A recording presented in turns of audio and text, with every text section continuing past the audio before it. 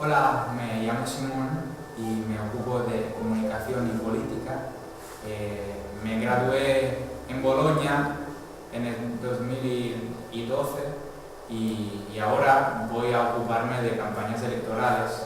Y en este momento estoy en una campaña de la comunidad de Aragón y del Partido del Compromiso Aragonés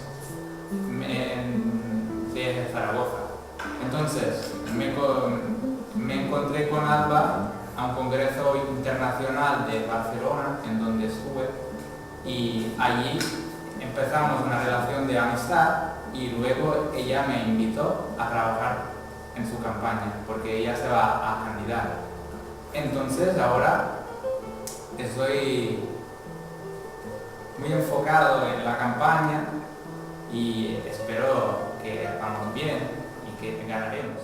Mi nombre es Alessio, estudié Economía en la Universidad de Roma, después trabajé en una secretaría fiscal de un partido político en Italia y he conocido a Alba durante un Erasmus y Alba me invitó a participar a la campaña electoral de su partido, Compromiso Aragonés.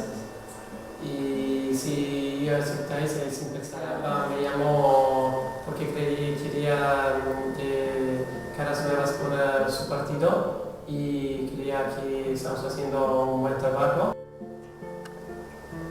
Vota Compromiso Aragonés.